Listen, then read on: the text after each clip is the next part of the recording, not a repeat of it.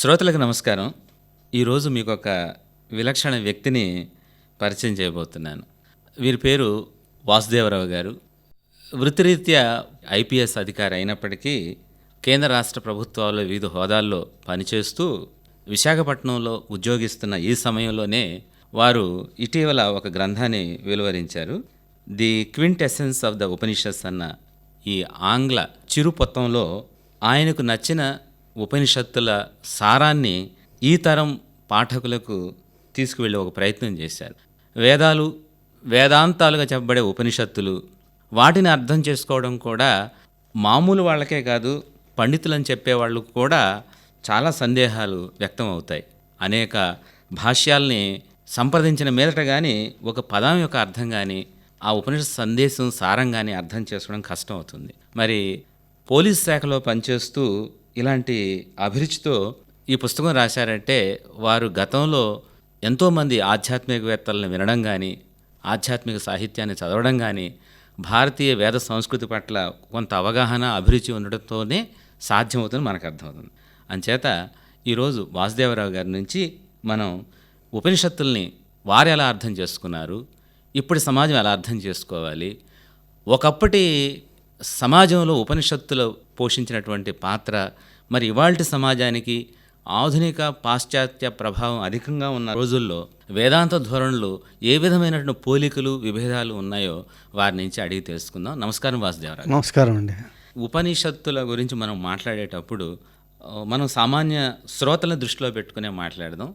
ఈ ఉపనిషత్తుల గురించి కొంచెం ఉపోద్ఘాతం, అంటే అవి ఏ కాలానికి సంబంధించినవి, ఏ సందర్భంలో అవి ఆవిర్భవించాయి, ఆ విషయాలు తెలియచేయండి. ఉపనిషత్తులు సుమారుగా చరిత్రకారుల అంచనా ప్రకారం క్రీస్తు పూర్వం 800 సంవత్సరాల నుంచి 400 సంవత్సరాలు ఆ పీరియడ్కి చెందినవిగా ఎక్కువ మంది చరిత్రకారులు భావిస్తారు. దీని మీద కూడా భిన్నాభిప్రాయాలు ఉన్నప్పటికీ కూడా ఈ సమయం అప్పట్లో ఉన్నటువంటి వైదిక యుగంతో కూడా సమన్వయం అవుతుంది. కాబట్టి దాన్ని ఉపనిషత్తులు బాగా వ్యాప్తిలోకి వచ్చిన సమయంగా మనం భావించవచ్చు.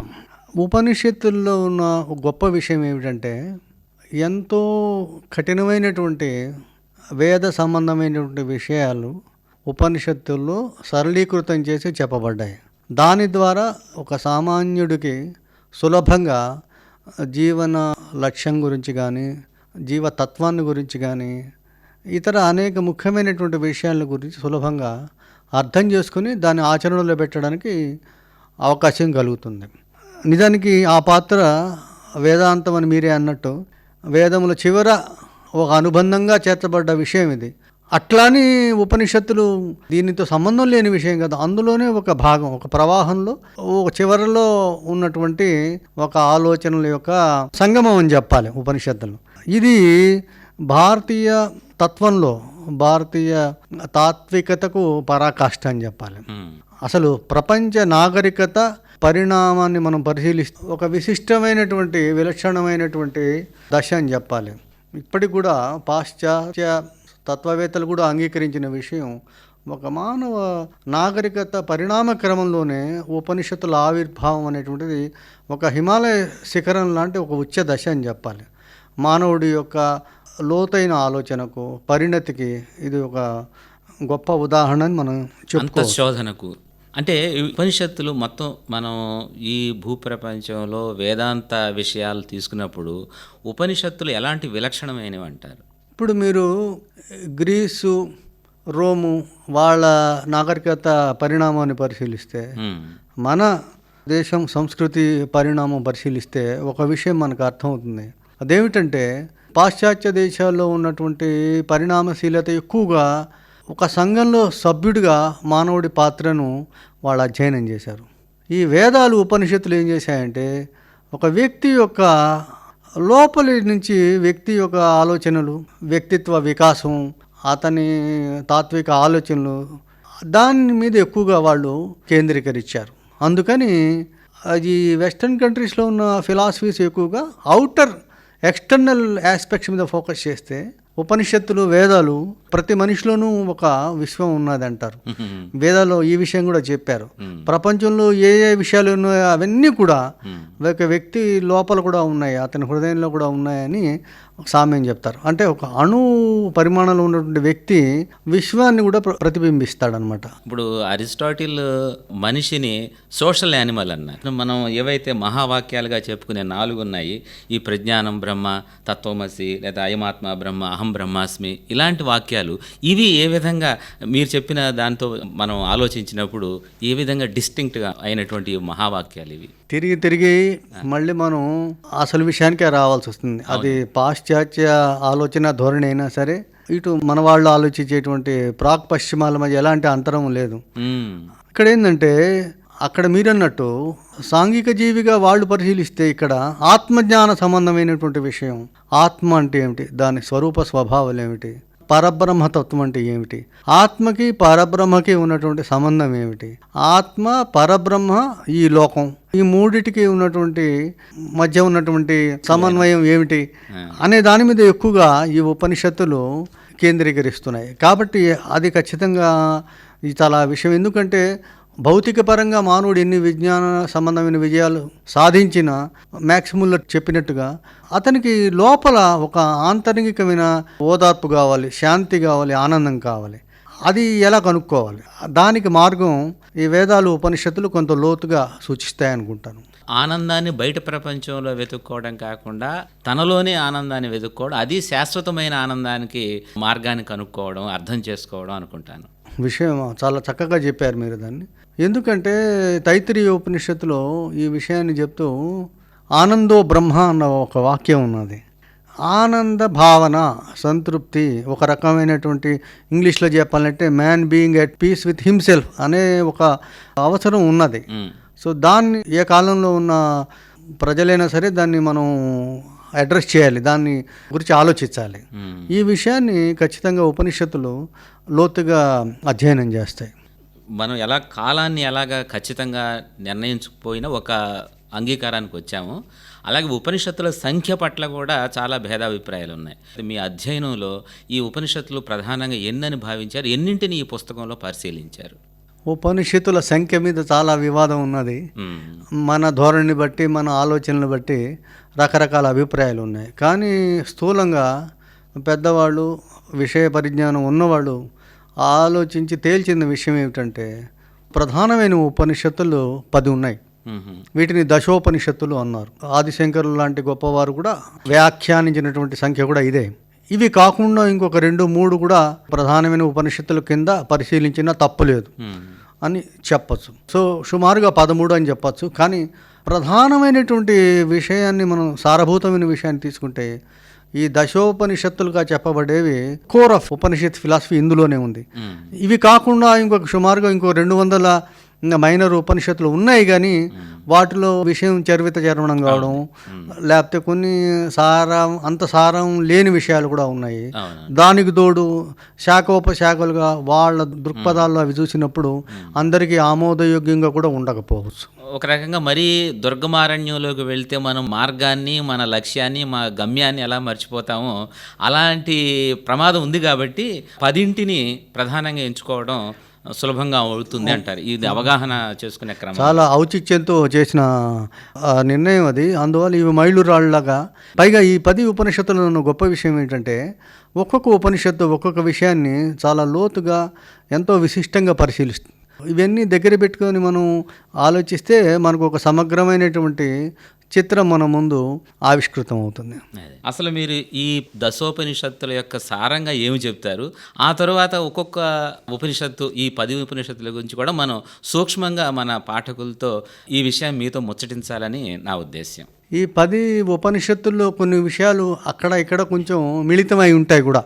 కానీ ప్రధానంగా ఉపనిషత్తుల సందేశం మానవాళికి మనం తీసుకున్నట్టయితే, ఇందాక మనం మొదట్లో అనుకున్నట్టుగా ధర్మ బ్రహ్మాలు 2 కూడా సమన్వయం చేసుకోవాలి మానవుడు. అధునాతన కాలంలో అయినా సరే, ప్రాచీన కాలంలో కానీ. ఇది అతనికి తప్పింది కాదు. ఎందుకంటే మానవుడి జీవితంలో ఉన్న ఒక వైరుధ్యం ఏమిటంటే, అతను భౌతిక వాంఛల వైపు, లౌకికపరమైన విషయాల వైపే పోతూ ఉన్నాడు. ఇంకా లోతులు అందులోనే చిక్కుకుంటున్నాడు. అదే సమయంలో ఆధ్యాత్మికపరమైన విషయాలు కూడా ముఖ్యమైనవి, వాటి మీద కూడా దృష్టి ఉంచవలసిన అవసరం ఉంది అన్న విషయం మర్చిపోతున్నాడు. ఒకవేళ గుర్తున్నా ఆ రెంటిని సరిగా అతను సమన్వయం చేయలేకుండా ఉన్నాడు. ఈ సమస్యకి మనకు కొంతవరకు పరిష్కారం ఉపనిషత్తుల యొక్క ప్రపాఠకాలు, ముఖ్యమైనటువంటి మంత్రాలు అధ్యయనం చేయడం ద్వారా తిరిగి మళ్ళా వాటిని మనం కొంత ఈ ఆధ్యాత్మిక విషయాల మీద ఫోకస్ చేసి ఎప్పటికప్పుడు మనం వాటిని సమన్వయం చేసుకుంటుండాలి. ఇది ఒక యుద్ధంలో యోధుడిలాగా ప్రతి క్షణం ఇది ఒక కురుక్షేత్రంలాగా మంచి చెడుల మధ్య, లేకపోతే ఇహపరాల మధ్య, సుఖ దుఃఖాల మధ్య ఎప్పుడూ అతను సంఘర్షణలో లోనవుతూనే ఉంటాడు, శ్రమకు లోనవుతుంటాడు. కానీ ఇది మాత్రం అతనికి చేయవలసిన అవసరం ఉంది. అప్పుడు మాత్రమే మానవుడు పరిపూర్ణమైనటువంటి స్థితిని పొందగలడు. కాబట్టి ఆ డైరెక్షన్లో మనం పోవడానికి ఉపనిషత్తులు ఒక చుక్కానిలాగా మనకు చాలా ఉపయోగపడతాయి. మ్యాక్స్ ముల్లర్ అంతటి వాడే చెప్పాడు, ఉపనిషత్తుల్లో నేను ఏమి నేర్చుకున్నానయ్యా అంటే, నా దుఃఖ సమయంలో కానీ విచారగ్రస్తుడిగా ఉన్నప్పుడు కానీ అవి నాకు కొంత ఓదార్పును కలిగించేవి. ఆయన అన్న మాట ఇంగ్లీష్లో సోలేస్ అన్నాడు. సో ఎవరైనా సరే, ఏ దేశస్తులైనా సరే, ఆ ఉపనిషత్తులు వేదాల యొక్క ముఖ్యమైన అంశాలు మనం ఒక్కసారి ఒక్క వాక్యం మన మనసుకు స్ఫురణకు వచ్చినా కానీ చెల్లేని ఒక రకమైన గొప్ప ఆనందం మనలో కలుగుతుంది. ఈ ఆనందం మామూలు ఆనందం లాంటిది కాదు. తైత్తిరీయ ఉపనిషత్తులు చెప్పినట్టు బ్రహ్మానంద వైభవాన్ని గురించి చెప్తాడు. ఆనంద శృంఖలలు అనేక రకాల ఆనందాలు ఉన్నాయి. అతి చిన్న ఆనందం ఏదో లడ్డు తింటే వచ్చే ఆనందం నుంచే తీసుకొని ఏదో గొప్ప రాజ్యాధికారం పొందే ఆనందం ఉంది. ఇట్లాంటి ఆనందాల కన్నా అతి ఉన్నతమైనటువంటి బ్రహ్మానందం, ఆ స్థాయికి వెళ్ళగలగడం అనేది ఎట్లా అన్నది అతనికి ఒక ప్రేరణాదాయకమైనటువంటి శక్తిని ఇస్తుందన్నమాట. కాబట్టి ఈ పనిని ఉపనిషత్తులు నిర్వహిస్తాయి. అది మనం సరిగా అర్థం చేసుకోవాలి. అయితే దానికి సంబంధించినటువంటి యాక్సెస్ లేదు ప్రజలకి. చాలామందికి సంస్కృత పరిజ్ఞానం లేకపోవడం, సమయం లేకపోవడం, అసలు ఇలాంటి కొంత గొప్ప జ్ఞాన నిధి ఇక్కడ ఒకటి ఉంది అని తెలియకపోవడం వల్ల నిజానికి ఈ ఉపనిషత్తుల జ్ఞానం అనేది మొత్తం ప్రపంచ మానవాళికి అందరికీ సంబంధించిన ఒక గొప్ప నిధి అనమాట. కొంత దాని మీద మనం ప్రజల్ని, వాళ్ళ దృష్టిని మనం ఆకర్షించగలిగి కొంత జాగరూకతలు చేయగలిగితే వాళ్ళని ఆ విషయంలో, ఆ ఎరుక వల్ల వాళ్ళు ఇప్పుడున్నటువంటి స్థాయి నుంచి కొంచెం ఉన్నత స్థాయికి ఎదిగి వాళ్ళు చేసే పనుల్లో కూడా వాళ్ళు గొప్ప నైపుణ్యం సంపాదిస్తారు. అలాగే భక్తి అనండి, లేకపోతే సాధన అనండి, అతను జీవితంలో లాంగ్ టర్మ్ ఆస్పెక్ట్స్లో ముఖ్యమైనటువంటి విషయాలు ఏమున్నాయి వాటి మీద కూడా అతను ఫోకస్ చేసి రెండు కూడా జాగ్రత్తగా బాగా సమన్వయం చేసి పరిపూర్ణత సిద్ధింపజేసుకునేందుకు ప్రయత్నం చేసేందుకు ఉపనిషత్తులు చాలా ఉపయోగపడతాయి. మనిషి మొదట సాంత్వన పొందడం, ఆ సొలేస్ పొందడం దగ్గర నుంచి అంతర్లోకాలకి, ఆనంద లోకాల్లోకి పయనించడానికి ఒక చుక్కాని తీసుకెళ్ళి ఒక మార్గాన్ని చూపించేవిగా చెప్పారు కదా.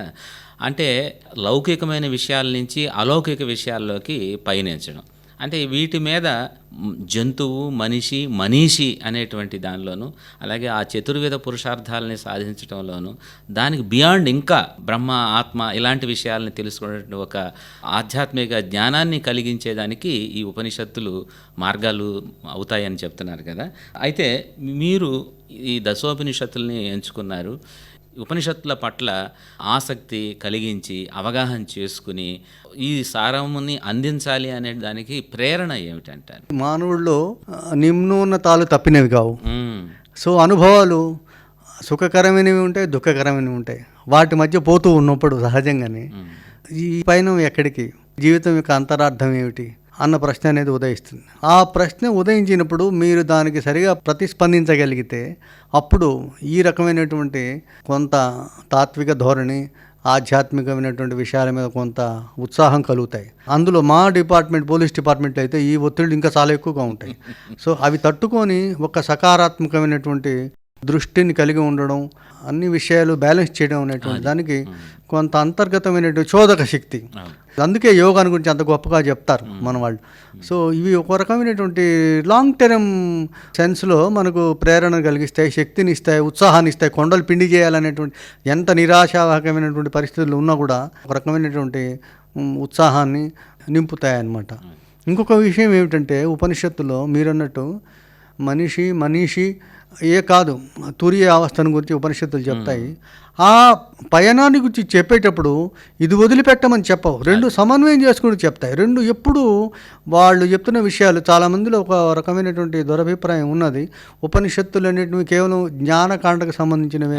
ఇప్పుడు మన భాషలో చెప్పాలంటే ఏదో కుర్చీలో కూర్చొని ప్రొఫెసర్ ఏదో మాటలు చెప్తే అది వేరు, వ్యవహారికంలో విషయాలు వేరు అన్న భావన ఉంటుంది. అందుకని కొంత చిన్న చూపు చూస్తారు అధ్యాపక వృత్తిలో ఉన్న వాళ్ళ గురించి.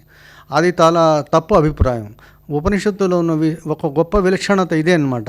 ఆచరణ తర్వాత ఆలోచన రెండు సమన్వయం చేస్తుంది. అందుకే తైత్తిరీయ ఉపనిషత్తు చూస్తే మీరు స్వాధ్యాయ ప్రవచనే చ అన్నాడు. అంటే స్వాధ్యాయము చేయాలి, ప్రవచనము చేయాలి, నేర్చుకోవాలి, ఇతరులకు నేర్పించాలి. ఆ రెండు గంగా యమునలా కలిసిపోయి ఉంటాయి అన్నమాట.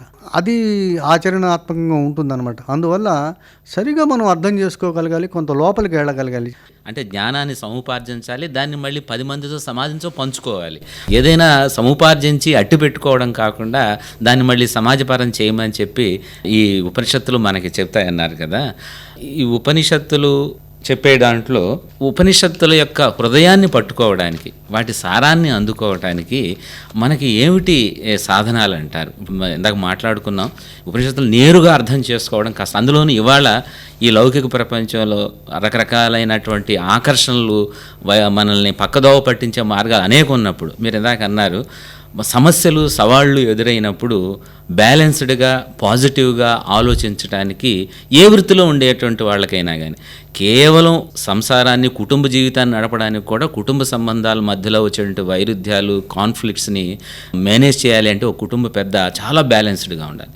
ఇలాంటి ఆ నెమ్మదితనాన్ని, సమదృష్టిని ఉపనిషత్తులు ఇలాంటి ఆధ్యాత్మిక విషయాల్ని చదవడం ద్వారా మనిషి ఎలా అక్వైర్ చేసుకోగలుగుతారంటే, పొసెస్ చేయగలుగుతాడంటారు. అసలు ఉపనిషత్తులు అనేటువంటి విషయం కానీ, వేద సంబంధమైన విషయాలు కానీ మనం పరిశీలించాలంటే ముఖ్యమైనటువంటి అవసరం ఏమిటంటే విశుద్ధ అంతఃకరణ, విశుద్ధ సత్వం. అంతఃకరణ శుద్ధి లేకుండా మీరు ఈ పవిత్ర గ్రంథాల వైపు పోవడం, ఆ వైపు అసలు ఆలోచన రావడం కూడా చాలా కష్టమే. ఎంతో పూర్వజనం సంస్కారం ఉంటేను, ఎంతో సాధన చేస్తేను, ఎంతో గొప్ప సజ్జనుల సాంగత్యం ఉంటే తప్ప ఆ మనసు అటువైపు మొగ్గడం కూడా కష్టమే. ఉపనిషత్తుల్లోనే ఈ విషయం చెప్పారు. ఎవడైతే నాకు అన్నీ తెలుసు అనుకుంటాడో వాడికి అసలు ఏమీ తెలియదు అంటుంది ఉపనిషత్తు. ఎవరు నాకు అసలు ఏమీ తెలియదు అనుకుంటాడో వాడికి అన్నీ తెలుసు అంటుంది. పరబ్రహ్మతత్వాన్ని గురించినటువంటి విషయాలు నేర్చుకునేటప్పుడు అంత గొప్ప వినమ్రత అనేది అవసరం. ఎందుకంటే విషయం కూడా అంత సంక్లిష్టమైనదే కాబట్టి ఆ రకమైనటువంటి శుద్ధ అంతఃకరణ, సాధన, వినమ్రత చాలా ముఖ్యమైనటువంటి అవసరాలు. అయితే దురదృష్టవశాత్తు మన విద్యా వ్యవస్థ కానీ, సాంఘిక వ్యవస్థలో కానీ కొన్ని లోపాలు అలా వస్తున్నాయి చాలా కాలంగా. ఇంకా అవి ఎక్కువైపోయాయి. వీటి వల్ల ఆ నైతికత అనేటువంటి దాని మీద మన కేంద్రీకరణ తగ్గింది కాబట్టి ఆ దూరం అట్లా ఎక్కువైపోయినందువల్ల మన దృష్టి కూడా వ్యావహారిక పరంగా ఎక్కువైంది, ఆధ్యాత్మిక పరంగా అడుగంటిపోతూ ఉన్నది. అంటే మామూలు ఈ లౌకిక జీవనంలో ఏవైతే కాలుష్యాలు, మాలిన్యాలు అంటే అవకాశం ఉందో దాన్ని శుభ్రం చేసుకోవాలి అంటే, మీరు విశుద్ధమైన దృష్టి, విశుద్ధమైన ఆత్మ సంపాదించాలంటే ఏ విధంగా అయితే బురదంటిన కాళ్ళను బురద నీళ్ళతో కడుక్కోలేము, లేకపోతే ఒక సరస్సులో కలుషితమైన జలం ఉన్నప్పుడు మనం ఎలాగా దాని అడుగు భాగాన్ని చూడలేము, మనం ఈ లౌకిక వ్యవహారాల్లో ఉంటూ కూడా వాటి అంటకుండా ఉండి ఈ ఆధ్యాత్మికంగా పయనించినట్లయితే మనం ఆ శుద్ధాత్మ ఏమిటి, ఆ పరబ్రహ్మ ఏమిటి అనేది అర్థం చేసుకోవాలంటే మనకు కావాల్సిన బేసిక్ రిక్వైర్మెంట్స్, మన దృష్టి, మనం ఈ ప్రపంచాన్ని లేకపోతే ఈ ఆధ్యాత్మిక విజ్ఞానాన్ని ఏ దృష్టితో చూస్తున్నామనేవి. మీరు ఈ అవగాహన, ఈ దృష్టికోణాన్ని సంపాదించడానికి ఎలాంటి ప్రయత్నం చేశారు? దేవుడి దయ వల్ల నాకు ఒక 30 సంవత్సరాలుగా తెలుగులోనే గొప్ప గ్రంథాలు రాసిన వారు, ప్రవచనాలు చేసిన మహానుభావులు చాలామంది ఉన్నారు. మన కాలంలో ఉన్న వాళ్ళే ముఖ్యంగా మలయాళ స్వామివారు, విద్యాప్రకాశానంద స్వామివారు, మన పుట్టపర్తి సాయిబాబా గారు, ఇలాంటి గొప్ప మహానుభావులు. ఇంకా కొంచెం వెనక్కి వెళితే అన్నమాచార్యుల వారు, పోతనామాచుల వారు, భద్రాచల రామదాసులు వారు, ఇలాంటి మహానుభావులు ఉపనిషత్తుల సారాన్ని వాళ్ళ రచనల ద్వారా మనకు అందజేశారు. ఈ దారిలో కొంత ప్రయాణం చేశాను. మొదటి నుంచి కూడా నేను రామకృష్ణ మిషన్ వాళ్ళ పుస్తకాలు కూడా చాలా పుస్తకాలు కొన్నాను ఉపనిషత్తుల మీద. కానీ 3 మార్గాలు మాత్రం మనకు తప్పకుండా ఉపయోగపడతాయి. ఒకటేమిటంటే, పెద్దవాళ్ళు ఆధ్యాత్మిక పరంగా హిమాలయ పర్వత స్థాయికి ఎదిగిన వాళ్ళు చేసే ప్రవచనాలు కానీ, వాళ్ళు రాసిన గ్రంథాలు కానీ, వాటిని మనం పరిశీలించడం, లేకపోతే వాళ్ళు ఎక్కడైనా గొప్ప సందర్భాల్లో వాళ్ళు చేస్తున్నటువంటి మంత్ర పఠనాలు కానీ, వేద పండితులు ఉన్నారు వాళ్ళతో సంభాషించడం కానీ, వాటి ద్వారా చాలా గొప్ప ప్రభావం మన మీద ఉంటుంది. అందుకే కన్ఫ్యూషియస్ అంటాడు, మీరు 100 పుస్తకాలు చదివినా కూడా ఒక్క గొప్ప మహానుభావుడితో ఒక అరగంట మాట్లాడితే వచ్చే జ్ఞానం దానికంటే ఎక్కువే ఉంటుందని. అట్లా ఆధ్యాత్మికంగా మనం అది కొంత అన్వేషించాలి. దానివల్ల అదేంటంటే ఒక ఇన్సూరెన్స్ లాగా ఈ ఆటుపోట్లను తట్టుకుంటూ, షాకులను ఎదుర్కొంటూ కుషనింగ్ ఎఫెక్ట్ లాగా మనల్ని ఎప్పటికప్పుడు పరిపుష్టం చేస్తూ ఉంటుంది. రెండోది, తెలుగులో కానీ, ఇంగ్లీష్లో కానీ, మిగతా భాషలో కానీ చాలా గొప్ప గ్రంథాలు ఉన్నాయి, ఆధ్యాత్మిక గ్రంథాలు. చూడ్డానికి అవి ఎట్లా ఉంటాయంటే అన్అట్రాక్టివ్గానే ఉంటాయి, కానీ చాలా మంచి విషయాలు ఉంటాయి. ఉపనిషత్తులు కూడా ఈ విషయం మీద ఒక వ్యాఖ్య ఉన్నది. మానవుడి దగ్గరికంట 2 విషయాలు వస్తాయి. ఒకటి ఏంటంటే ఆకర్షణీయమైనవి, రెండోది మంచివి. మామూలుగా మానవుడు ఏం చేస్తాడంటే, ఆకర్షణీయ విషయం అనే దాని ప్రలోభానికి లోనై మంచి విషయాన్ని వదిలిపెడతాడు. కానీ దీర్ఘకాలికంగా చూస్తే ఎవడైతే మంచిని ఎన్నుకుంటాడో, ఆకర్షణీయమైన విషయాన్ని పక్కన పెట్టి మంచి ఏది అది ఆకర్షణీయం కాకపోయినా దాన్ని ఎన్నుకొని ముందుకు వెళ్ళిన వాడు బాగా వృద్ధి చెందుతాడు. పై మెరుగులు ఒక్కోసారి కొండొక్కచో మంచిగా ఉన్నది ఆకర్షణీయంగా కూడా ఉండవచ్చు, కానీ సాధారణంగా వైరుధ్యం మాత్రం ఉంటుంది. ప్రేయస్సు శ్రేయస్సు అంటుంది ఉపనిషత్. సో అది చక్కగా ఎన్నుకోవడం, ఈ విషయం మీద అవగాహన కలిగిస్తుంది. ఇట్లాంటివి అంశాలు ఉపనిషత్తులో కోకొల్లలు. అదే ఇక్కడ ఆ ఉపనిషత్తుల సారాంలోకి వెళ్లే ముందు మనకు ప్రధానంగా 2 మార్గాలు ఉన్నాయి, జ్ఞాన మార్గము, కర్మ మార్గం అని. అంటే ఈ జ్ఞాన మార్గము కర్మ అనుసరించాల్సిందే, అలాగే జ్ఞాన మార్గాన్ని అర్థం చేసుకొని ఈ రెండింటిని సమన్వయం చేయటం కూడా అవసరం అని చెప్తారు పెద్దలు. కాబట్టి ఈ ఉపనిషత్తుల్ని మనం జ్ఞాన మార్గంగా తీసుకోవాలా, లేకపోతే ఈ కర్మ మార్గంలో ఉంటూ ఈ జ్ఞాన మార్గాన్ని అనుసరించే ఒక అనుసంధానం, ఒక మధ్య మార్గాన్ని ఎట్లా సాధించాలని? కర్మ మార్గంలో మానవుడు ఉండక తప్పదు, నీళ్ళలో చేపలాగా. అది అతనికి కర్మ అనేది తప్పింది కాదు. కాబట్టి కర్మంలో ఉంటూనే కర్మ బ్రహ్మను ఆవిష్కృతం చేసుకోవాలి, కర్మంలోనే జ్ఞానం వెతుకోవాలి. అసలు సరిగా ఆలోచిస్తే మనం పెద్దవాళ్ళందరూ కూడా ఏం చెప్తారంటే, కర్మ ఆచరణ ద్వారానే అతని లోపల కొన్ని అంతర్దృష్టి అనేది ఒకటి ఏర్పడుతుంది. కేవలం జ్ఞానం మీదనే మనం ఫోకస్ చేస్తే అది ఉత్తిత జ్ఞానంగా ఉంటుంది, కానీ అది సాఫల్యానికి దారితీయదు. మీరు పారమార్థికంగానే కాదు, వ్యావహారిక పరంగా తీసుకున్నా కూడా ఇది సత్యమే. 2 మేళవించాలి. సో దానికి ప్రాధాన్యత భగవద్గీతలో కూడా మీరు చూడండి, ప్రాధాన్యత కర్మ ఆచరణకి ఇచ్చారు. మొదట్లో కొంత మీకు ఒక దారి చూపించడానికో లేకపోతే ప్రచోదన చేయడానికో జ్ఞాన మార్గం కొంత ఉపయోగపడుతుంది, కానీ ఏది గొప్ప అనేది విషయం మనం అంత లోతుకు పోవాల్సిన అవసరం లేదు. ఎందుకంటే ఒకదాంతో ఒకటి అవినాభావ సంబంధం కలిగి ఉన్నవి అవి, పక్షికి 2 రెక్కల్లాగా. కాబట్టి 2 అవసరమే.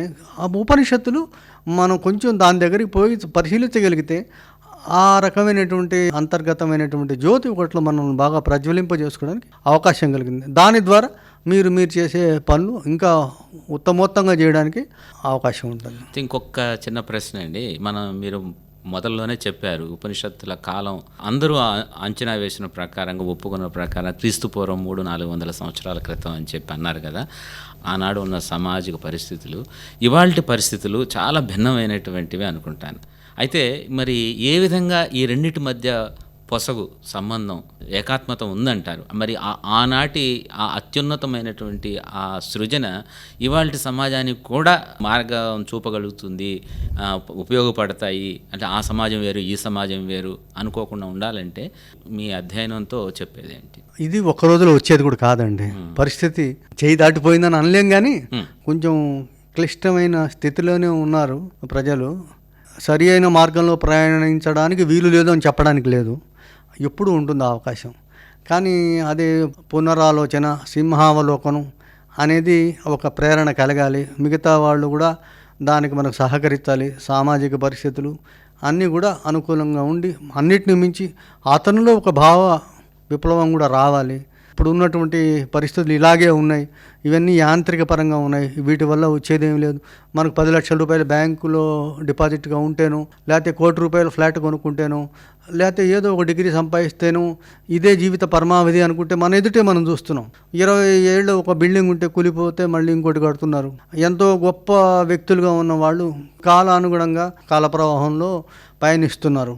సో ఇలాంటివన్నీ చూస్తున్నప్పుడు మనకు ఈ రకమైనటువంటి శాశ్వతమైన విషయం ఏమిటి, నిత్యానిత్య వస్తు వివేకం అని అన్నారు పెద్దలు. దానికి సంబంధించినటువంటి అవగాహన కొంతవరకు పిల్లల్లో ఒక్కసారిగా రాదు కాబట్టి పెద్దవాళ్ళుగా ఉన్న వాళ్ళే కొంత పునరాలోచించుకొని కొంచెం నెమ్మదిగా స్థిమితంగా, ఇప్పుడు యూరోప్లో కూడా ఒక గొప్ప ఉద్యమం జరుగుతున్నది. అదేమిటంటే స్లో డౌన్, తగ్గించండి, వేగాన్ని వేగంగా అన్ని పనులు చేసేసుకోవాలని, వేగంగా డబ్బులు సంపాదించాలని, వేగంగా ప్రమోషన్లు కొట్టేయాలని, వీటిలో కొన్ని అవకరాలు కూడా ఉన్నాయి. సో అది అవసరం. అయితే ఒక ప్రాచీన కాలానికి ఇప్పటికీ ఉన్న ఒక ముఖ్యమైన భేదం ఏంటంటే, ఆ కాలంలో ప్రజలు అన్ని వర్గాల వాళ్ళు కూడా ఉన్నతోన్నతమైనటువంటి వ్యక్తిత్వాన్ని కలిగి ఉన్నారు. విశుద్ధ అంతఃకరణ కూడా వాళ్ళలో ఉండేది. అందుకని వాళ్ళ మధ్య ఒద్దిక కానీ సామరస్యం కానీ ఎక్కువగా ఉండేది. ఇప్పుడు ఈ న్యూక్లియర్ ఫ్యామిలీస్ వచ్చాక పారిశ్రామికీకరణ, టెక్నాలజీ అడ్వాన్స్మెంట్ ఇంకా ఇప్పుడు ఎన్నెన్నో వస్తున్నాయి. ఐటీ సెక్టర్లో ఈ రకరకాల మార్పులు వస్తున్నాయి. వీటిని తట్టుకుంటూ మళ్ళీ ఆ మూలాలను మళ్ళీ మర్చిపోకుండా ఉండడం అనేది అసిధారావ్రతం. అందుకే ఉపనిషత్తులు కూడా ఈ విషయం చెప్పారు. ఈ రెండింటిని సమన్వయం చేయడం అనేటువంటిది పదునైన కత్తి అంచు మీద నడవడంతో సమానం అన్నారు. కానీ అది అవసరం. అది కొంచెం గాయం అవుతుంది, కొంత సమస్యలు ఉంటాయి, కొంత గాయాలు అవుతాయి, కానీ ముందుకు పోక ఆ నేర్పు సాధించమనే అవి చెప్తాయి. దానికి కావాల్సిన సాధన చేపట్టమని వనరులు ఉన్నాయి, ఇప్పటికి కూడా ఉన్నాయి వనరులు. కొంచెం స్లో డౌన్ కావడం, కొంచెం 4 పక్కల చూసుకోవడం. రమణ మహర్షి గారు చెప్పినట్టు, నేను ఎవరినన్నా ఒక ప్రశ్న వేసుకుంటే మన లోపలనే ఒక న్యూక్లియర్ బాంబు లాంటి విస్ఫోటనం, భావ విస్ఫోటనం జరిగి కొత్త పుంతలు మనం తొక్కే అవకాశం ఉన్నాయి. ఇప్పుడు కొత్తగా ఉద్యోగాలు కావాలనుకునే యువతకు కూడా ముఖ్యమైన విషయం ఏంటంటే, ఈరోజు పెద్ద పెద్ద కంపెనీలు ఉద్యోగాలు ఇచ్చే ముందు కూడా అంతకుముందు ఐక్యూ చూసేవాళ్ళు, యూక్యూ చూసేవాళ్ళు. ఇప్పుడు ఏంటంటే సాధారణ విషయ పరిజ్ఞానం ఉండవలసిందే, జనరల్ నాలెడ్జ్, జనరల్ అవేర్నెస్. రెండోది ఇప్పుడు వాళ్ళు ఏం చూస్తున్నారంటే సెల్ఫ్ అవేర్నెస్, అంటే తన ఆత్మజ్ఞానం ఏ మేరకు ఇతనికి ఉంది అన్నది ప్రధానంగా చూస్తున్నారు. ఎందుకంటే దీని ద్వారా దీర్ఘకాలంలో ఆ సంస్థకి ఎన్నో లాభాలు ఉంటాయి. ఆటుపోట్లు తప్పినవి కాదు, ఏ సంస్థకైనా ఆటుపోట్లు తప్పినవి కాదు. ఇతనికి ఎంత మాత్రం ఉద్దీప్తమైన చరిత్ర ఉంది, శీలం ఉంది, నిలబడగలడు, తట్టుకొని గొప్ప పురుషుడిగా ఎదగలడు, గొప్ప కంట్రిబ్యూషన్ చేయగలడు అన్న విషయాన్ని వాళ్ళు దృష్టి సారిస్తున్నారు. అదే డెసిషన్ మేకర్గా, ట్రబుల్ షూటర్గా, క్విక్ డెసిషన్, రైట్ డెసిషన్ తీసుకునే దానికి ఇలాంటిది ఉపయోగపడుతుంది. ఇలాంటి సాధనాలు సంపత్తి ఉపయోగపడుతుందని వాళ్ళు కూడా ఒక అవగాహనకు వచ్చారు. ఈ రకమైన మానసికమైనటువంటి కొన్ని ఈ కోషియంట్స్ని కూడా ఇప్పుడు పరిగణలో తీసుకుంటారని చెప్పారు. బాగుందండి. సరే, అయితే ఇప్పుడు మనం మీరు క్వింటెసెన్స్ ఆఫ్ ద ఉపనిషత్స్ అన్న గ్రంథంలో ప్రస్తావించిన కొన్ని ఉపనిషత్తులు, ముఖ్యంగా మీరు దశోపనిషత్తులు అన్నారు, సూక్ష్మంగా ఒక్కొక్క ఉపనిషత్తు గురించి మీ అవగాహనలో మీరు ఈ గ్రంథం ద్వారా పాఠక లోకానికి చేరవేయడానికి చేసిన ప్రయత్నం గురించి చెప్పండి. అయితే ఇది ఒక సీరియల్ ఆర్డర్లో అని కాదు, విషయ ప్రాధాన్యతను కూడా మనం దృష్టిలో పెట్టుకోవాల్సి ఉంటుంది. సాధారణంగా మొదట్లో కోర్స్ ఈశావాస్యోపనిషత్తు గురించి చెప్తారు. ఈశావాస్యాన్ని గురించి ఎందుకు చెప్తారంటే, అన్ని ఉపనిషత్తుల్లోకెల్లా తలమానికమైనటువంటి ఒక భావన ఇందులో ఉంది. అదేమిటంటే ఈశావాస్యమిదం జగత్, అంటే ఈ విశ్వంలోని అణువణువు భగవత్ శక్తి చేత నింపబడి ఉంది అన్నది ప్రాథమికమైన జ్ఞానం. ఇది ఉంటే తప్ప ఇంకా మిగతా వాళ్ళ నుంచి మనం ఆత్మజ్ఞానం, పరబ్రహ్మతత్వం, ఆ సంబంధాలన్నీ తెలుసుకోవడం దృష్టి మారిపోతుంది, ప్రపంచాన్ని చూసే దృష్టి మారిపోతుంది. ఇంకొక విషయం కూడా చెప్పారు ఈ ఈశావాస్యోపనిషత్తులు. అదేమిటంటే, ఈ ప్రపంచంలో ఉన్నటువంటి వ్యావహారిక సంబంధించిన భోగాలన్నీ అనుభవించు, కానీ త్యాగ బుద్ధితో, త్యాగ నిరతితో, ఒక రకమైన వైరాగ్య భావనతో అనుభవించమని చెప్పారు. అనుభవించొద్దని చెప్పలేదు, కానీ అది చేసే పని మాత్రం అది అనుభవించేటప్పుడు ధర్మపరంగాను న్యాయపరంగాను కూడా సంపాదించు, అనుభవించు అని వేదాలు కానీ ఉపనిషత్తులు కానీ చెప్తున్నాయి. ఇప్పుడు భాగవతంలో ప్రహ్లాదుడు నరసింహస్వామిని ప్రార్థన చేసినప్పుడు నరసింహస్వామి ఆ సభా మండపంలో అణువున నిండిపోయాడు. ఏ క్షణంలో ఎక్కడి నుంచి నేను రావాల్సి ఉంటుందో బయటికి అని. భగవంతుడు అట్లా కణకణంలో కూడా ఉంటాడు. అయితే మనం ఎలా ఆ భగవత్ శక్తిని ప్రార్థన చేస్తామనే దాని మీద ఆధ్యాత్మికమైన ప్రగతి ఆధారపడి ఉంటుంది అని ఈశావాస్యోపనిషత్తు చెప్తుంది. అట్నే ముండకోపనిషత్తు తీసుకుంటే మనం అందులో వారు చెప్పిన ఒక ముఖ్యమైన విషయం ఏంటంటే, అసలు ఉపనిషత్తులు అన్నింటిలో ఉన్న ఒక ముఖ్యమైన భావన ఏమిటంటే ఏకత్వ భావన. ఆధ్యాత్మికవేత్త అయినా ఏకత్వాన్ని గురించి మాట్లాడకుండా భిన్నత్వం గురించి మాట్లాడాడు అంటే అతనికి అసలు విషయ అవగాహన లేదని చెప్పాలి, ఎంత గొప్ప పండితుడైనా కానీ. ఇది ఒక మహాజ్వాల నుంచి వెలిగే లక్షలాది కోట్లాది నిప్పురవ్వల లాంటి వాళ్ళు మానవులు, అన్ని రకముల భూతములు అని మనకు ముండకోపనిషత్తు చెప్తుంది. సో అందుకే ఆ సంగతి తెలుసుకొని మనం, అంటే మ్యాన్ ఇస్ డివైన్ అన్నారు, మానవుడు దైవశక్తి సంభూతుడే. అది తెలుసుకోగలిగితే అతనిలో ఉన్నటువంటి ఆ మహాశక్తి విడుదలయ్యే అవకాశం ఉంటుంది. పరిమితులు విధించుకుంటూ పోతే అతను ఏమి సాధించగలిగేది లేదు. రామాయణంలో ఆంజనేయుడు కూడా అన్నాడు అన్నమాట, నిర్వేదం ఉండకూడదు, ఎటువంటి పరిస్థితులు అయినా సరే ఉత్సాహం ఉండాలి, ముందుకు సాగాలనేటువంటి దృఢదీక్ష ఉండాలి. సో ఆ దృష్టికోణంలో మనం చూస్తే ఉపనిషత్తులు ఇంకా ఏం చెప్తాయంటే, ముఖ్యంగా ఈ ఉపనిషత్తు పరావిద్య అపరావిద్యను గురించి ప్రస్తావించింది. ఈ ఉపనిషత్తు పరావిద్య అంటే ఏమన్నారు, భక్తి సంబంధమైన విషయం అన్నమాట. అంటే భగవంతుడిని మనం ఎలా పొందాలి, దైవాన్ని మనం ఎలా ధ్యానించాలి, దానికి ప్రాధాన్యత ఇచ్చారు. ఆఖరికి వాళ్ళు వేదాలు ఉపనిషత్తులను కూడా వాళ్ళు అపరావిద్యగా ప్రకటించారు. అంటే ఒక మెట్టు కిందే పెట్టారు వాటిని.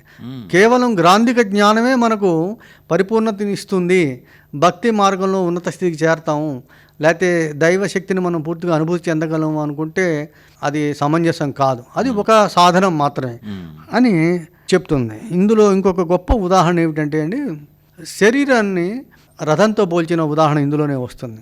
ఆత్మ రథికుడు, ఇంద్రియాల గుర్రాలు, మనస్సు పగ్గం, లక్ష్యం మోక్ష సాధన, విషయ వస్తువులు మార్గాలు. రథాన్ని ముందు నడిపించడం ఎంత సులభమైన విషయం కాదు. ఈ అవగాహన ఉంటే తప్ప ఈ శరీరం అనేది కేవలం ఒక ఉపాధి మాత్రమే, ఒక రెంటెడ్ హౌస్ లాంటిది. కాబట్టి ఆ దివ్య శక్తి ఈ శరీరంలో ఉన్నప్పుడు అది ఒక దైవం. అందుకే భాగవతంలో ప్రహ్లాదుడు అంటాడు, దైవం అనేటువంటిది ప్రతి భూతములోనూ జీవ సంయుతుడై ఉండును, కాబట్టి ప్రతి వారి పట్ల దయా సుహృద్భావములు కర్తవ్యములు, దయా సుహృద్భావములు కలిగిన పైన అధోక్షజుడు సంతసించును, అధోక్షజుడు సంతసించిన అలభ్యం ఏదీనూ లేదు అంటాడు.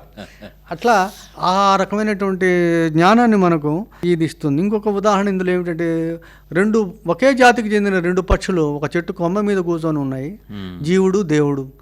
జీవుడు ఏదో ఆ పండు తింటూ దుఃఖపడుతూ ఉంటే రెండో పక్షి దానివైపు ఏమి తినకుండా సాక్షిభూతంగా చూస్తూ ఉంటుంది. అంటే జీవుడికి దేవుడికి ఉన్న సంబంధం అందులో చెప్పబడింది. ఇంకా దీనిలో చాలా విషయాలు లోతుగా పోవచ్చు, కానీ మాకు పరిమితులు ఉన్నాయి కాబట్టి మెన్షన్ చేశాను. అట్లాగే సత్యమేవ జయతే నా అనృతం, రెండు వాక్యాలు కూడా ముఖ్యమే. భారత ప్రభుత్వం యొక్క ముఖ్యమైనటువంటి స్లోగన్ను, మన సాంస్కృతిక వైభవానికి చిహ్నం, ఈ తాత్విక పరాకాష్ఠకు ఒక ఉదాహరణ ఈ వాక్యం. దాని వివరణ కూడా మనం ఇందులో చూడొచ్చు అన్నమాట. ఇంకొకటి ఏమిటంటే, ఆధ్యాత్మిక జ్ఞానం అంటే ఆత్మజ్ఞానం అనేటువంటిది కేవలం పుస్తకాలు చదివితే రాదు, ప్రవచనాల ద్వారా కూడా రాదు, దీనికి చాలా పరిమితులు ఉన్నాయి. ఏమి చేస్తే వస్తుందంటే, బాగా ఆత్మజ్ఞానం నాకు కావాలి, ఈ ఆత్మ అంటే ఏమిటని బాగా వ్యాకులత చెందిన వాడికి మాత్రమే లభిస్తుందని చెప్తుంది ఈ ఉపనిషత్తు. కాబట్టి అది కూడా ఒక విషయం ఇందులో ఉంది. తర్వాత ముఖ్యమైనటువంటి కఠోపనిషత్తు ఈ ఆత్మస్వరూపాన్ని గురించి చాలా లోతుగా వివరిస్తుంది. ముఖ్యంగా యముడితో నచికేతుడు చేసిన సంవాదం, మరణం తర్వాత మనిషి ఎక్కడికి వెళ్తాడు, ఈ ఆత్మ అంటే ఏమిటి అనేది ఇందులో చాలా చక్కగా వివరిస్తారు. ఏం చెప్తుందంటే, ఈ ప్రాపంచికత అనేది ఆత్మజ్ఞానానికి ఎప్పుడు అడ్డం వస్తూనే ఉంటుంది. ఈ ఆత్మ అనేటువంటి విషయం చాలా సూక్ష్మాతి సూక్ష్మమైనటువంటి విషయం. ఈ కర్మఫలాలు అనేవి ఏంటంటే అశాశ్వతమైనవి. అందుకని ఇక్కడ ఓంకారాన్ని గురించి కూడా ప్రస్తావన వస్తుంది. ఇంకో ఉపనిషత్తులో, మాండూక్య ఉపనిషత్తులో వస్తుంది, కానీ ఇందులో కూడా దాన్ని ప్రస్తావించారు వాళ్ళు. శాశ్వతమైనటువంటి విషయాల వైపు మనం ఎప్పుడూ ఫోకస్ చేస్తూ ఉండాలి.